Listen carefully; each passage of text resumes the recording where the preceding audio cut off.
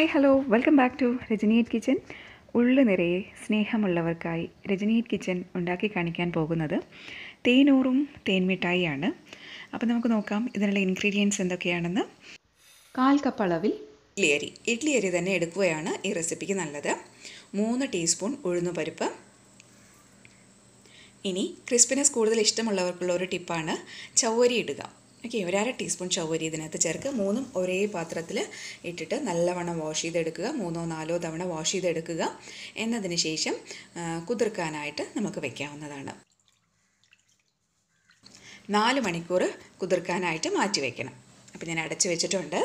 ഇനി 4 മണിക്കൂറിന് ശേഷം തുറന്ന് നോക്കി. അപ്പോൾ ഇതേ നമ്മുടെ ചവ്വരിയും ഉഴുന്നും ഒക്കെ നന്നായി കുതിർന്ന് വന്നിട്ടുണ്ട്. നമുക്ക് വേണമെങ്കിൽ ഈ വെള്ളം തന്നെ നമുക്ക് അരയ്ക്കാനായിട്ട് ഉപയോഗിക്കാം. നമ്മൾ കുടിക്കുന്ന നല്ല വെള്ളം ഉപയോഗിച്ച് കുതിർക്കാൻ വയ്ക്കുക. ഇനി മാവ് നന്നായിട്ട് നല്ല മഷി പോലെ അങ്ങ് അരച്ചെടുക്കുക. പിന്നെ ഇതിലേക്ക് ചേർക്കേണ്ടത് ബേക്കിംഗ് സോഡ, ഒരു 2 നുള്ള ബേക്കിംഗ് സോഡ. പിന്നെ പെർമിറ്റഡ് ഫുഡ് കളറാണ്. അതൊരു ഓറഞ്ച് റെഡാണ് ഞാനിപ്പോൾ ഇവിടെ എടുത്തിരിക്കുന്നത്. നല്ല റെഡ് കളർ എടുക്കുകയാണെങ്കിൽ നമുക്ക് കടയിലൊക്കെ കിട്ടുന്ന പോലുള്ള കളർ കിട്ടും. അതേപോലെ ഒരു 2 നുള്ള ഉപ്പ്. ഇതെല്ലാം കൂടിയിട്ട് നല്ലവണ്ണം മിക്സ് ചെയ്യുക. പിന്നെ കളറിൻ്റെ അളവൊക്കെ നിങ്ങൾക്ക് ഓരോരുത്തരുടെയും താല്പര്യത്തിനനുസരിച്ച് ചേർക്കണം. അതുകൊണ്ട് ഞാൻ അതിൻ്റെ അളവ് പറയാഞ്ഞത്. അപ്പോൾ ഇതൊരു ഓറഞ്ച് കളറായിട്ടാണ് നമുക്ക് കിട്ടുക. ഇനി കുറച്ചുകൂടെ വെള്ളമൊക്കെ ഒഴിക്കണം. അപ്പോൾ നല്ലവണ്ണം മിക്സ് ചെയ്യുക. ഇനിയിപ്പോൾ ഇതിൽ നമ്മൾ സോഡ ചേർത്തത് കൊണ്ട് അതൊരു 20 മിനിറ്റോളം നമ്മൾക്ക് ഇത് റെസ്റ്റ് ചെയ്യാൻ വയ്ക്കാം. അപ്പോൾ മാവ് നല്ലോണം, എന്നാൽ ഓവറായിട്ട് പുളിക്കാനും പാടില്ല. അപ്പോൾ നല്ലവണ്ണം മിക്സ് ചെയ്ത് കൊടുത്തിട്ട് ഒരു 20 മിനിറ്റോളം നമുക്ക് മാറ്റി വയ്ക്കാം. ഇപ്പോൾ വെള്ളം പോരാ എന്ന് തോന്നുന്നുണ്ടെങ്കിൽ കുറച്ച് വെള്ളം കൂടെ ആഡ് ചെയ്ത് കൊടുക്കാം 20 മിനിറ്റിന് ശേഷം. ഇപ്പോൾ ദോശമാവിനേക്കാൾ കൂടുതലായവ ആവരുത് കേട്ടോ. ഇനി ഇതിലേക്കായിട്ടുള്ള പാവ് കാച്ചാം. പാനീയം ഉണ്ടാക്കാനായിട്ട് ഒരു പാത്രത്തിൽ 1 കപ്പ് പഞ്ചസാര, 1/4 കപ്പ് വെള്ളം എന്നിവ ചൂടാക്കാൻ വയ്ക്കാം. മധുരം കൂടുതൽ ഇഷ്ടമുള്ളവർക്ക് കുറച്ച് പഞ്ചസാര അധികം എടുക്കാം. 1/4 കപ്പ് വരെയൊക്കെ നമുക്ക് എടുക്കാവുന്നതാണ്. അതുപോലെ വെള്ളവും കുറച്ച് കൂടുതൽ ഒഴിക്കണം. എന്നിട്ട് ലോ ഫ്ലെയിമിലിട്ടിട്ട് നമുക്ക് പഞ്ചസാര പാവുണ്ടാക്കാം. പാവെന്ന് പറയുന്നത് ഒരു നൂൽ പരുവമൊന്നും ആവണ്ട. പഞ്ചസാര നല്ലവണ്ണം മെൽറ്റായിട്ട് ഒന്ന് തിളച്ചാൽ മാത്രം മതി. ക്രിസ്റ്റൽ ഫോം ചെയ്യരുത്.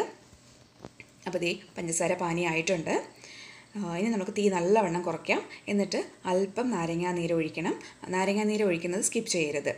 ഒരു 3-4 ഡ്രോപ്പ് നമ്മൾക്ക് നാരങ്ങാനീര് ഒഴിക്കാം. എന്നിട്ട് മാറ്റി വയ്ക്കാം. തീ ഓഫ് ചെയ്ത് മാറ്റി വയ്ക്കാം. ഇനി നമ്മളുടെ തേൻമിഠായി ഉണ്ടാക്കാനുള്ള മാവ് ഫ്രൈ ചെയ്തെടുക്കണം. അപ്പോൾ ഓരോ ഡ്രോപ്പായിട്ടിട്ട് നമുക്ക് ഫ്രൈ ചെയ്തെടുക്കണം. അപ്പോൾ ഞാൻ ഇവിടെ ഉപയോഗിച്ചിരിക്കുന്നത് സൺഫ്ലവർ ഓയിലാണ്. അപ്പോൾ അത് ചൂടായി വന്നിട്ടുണ്ട്. ഇനി ഇതിലേക്ക് സ്പൂൺ കൊണ്ട് തന്നെ ഈ രീതിയിൽ നമ്മൾക്ക് ഡ്രോപ്സുകൾ ഉണ്ടാക്കാം. അപ്പോൾ ഓവറായിട്ട് വെള്ളമുള്ള മാവായി കഴിഞ്ഞാൽ നമുക്കിങ്ങനെ ഒരു രീതിയിൽ ഇടാൻ പറ്റില്ല. നമുക്ക് കൈകൊണ്ടും ഇതുപോലെ ചെയ്യാവുന്നതാണ്.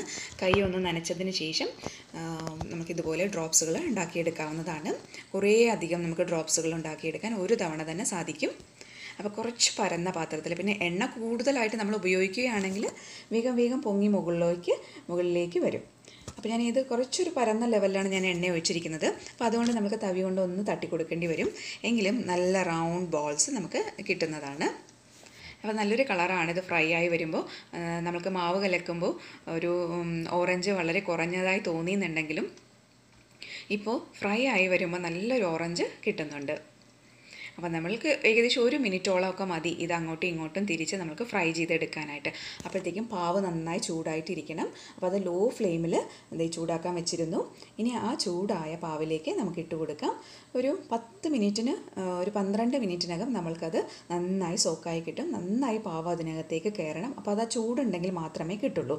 അപ്പോൾ തേൻമിഠായി എല്ലാം ഒറ്റയ്ക്ക് ഇരിക്കുന്ന പോലെ നമുക്കിങ്ങനെ നിരത്തി വയ്ക്കാം. ഇനി അങ്ങനെ ഫ്രൈ ചെയ്തെടുത്ത നമ്മുടെ തേൻമിഠായി വേണമെങ്കിൽ, അത് ഓപ്ഷണലാണ് ഈ ഒരു സ്റ്റേജ്, കുറച്ച് നമ്മുടെ ഗ്രാനുവൽസ് പഞ്ചസാരയിലേക്ക് ഒന്ന് കോട്ട് ചെയ്ത് കൊടുക്കുക എന്നുള്ളത്. അല്ലാതെ തന്നെ അതിനകത്തുള്ള പഞ്ചസാര സിറപ്പ് നമുക്ക് നല്ലൊരു ടേസ്റ്റാണ്. പിന്നെ ഇതൊരു ഫോട്ടോയ്ക്കുള്ള ഭംഗിക്കൊക്കെ വേണ്ടിയിട്ടാണ് ഞാൻ ഈ പഞ്ചസാര ക്രിസ്റ്റൽസ് അതിൽ കോട്ട് ചെയ്ത് കൊടുക്കുന്നത്. പിന്നെ ഇത് ഉണ്ടാക്കി കഴിഞ്ഞാൽ അന്നേരം തന്നെ കഴിക്കുന്നതിനേക്കാൾ പിന്നെ ഒരു ദിവസം ഇരുന്നതിന് ശേഷം കഴിക്കുമ്പോഴാണ് നമുക്ക് തേൻമിഠായി കഴിക്കാൻ കുറച്ചുകൂടെ ടേസ്റ്റ് കേട്ടോ. അപ്പോൾ ക്രിസ്പിനെസ് അത്രയ്ക്കൊന്നും ആവശ്യമില്ലാത്തവർക്ക് ചൗവരി സ്കിപ്പ് ചെയ്യാം. ഇത് ശകലം മാറിയിട്ടാണ് നമ്മൾ പഞ്ചസാര കൂട്ടി, അല്ലെങ്കിൽ നല്ല ചൂടായിരിക്കുന്ന സമയത്ത് ചെയ്യേണ്ട. ആ പഞ്ചസാരയുടെ കളർ ഈ വൈറ്റ് കളറായിട്ട് തന്നെ കിട്ടില്ല. അങ്ങനെ നമ്മുടെ തേനൂറും തേൻമിഠായികളെല്ലാം റെഡി ആയിട്ടുണ്ട്. അപ്പോൾ എല്ലാവരും ട്രൈ ചെയ്ത് നോക്കണേ. രജനി കിച്ചൻ സബ്സ്ക്രൈബ് ചെയ്യാത്ത കൂട്ടുകാരുണ്ടെങ്കിൽ തീർച്ചയായും സബ്സ്ക്രൈബ് ചെയ്യണേ. അടുത്ത റെസിപ്പിയുമായി വീണ്ടും വരാം. Till then bye from Rajani.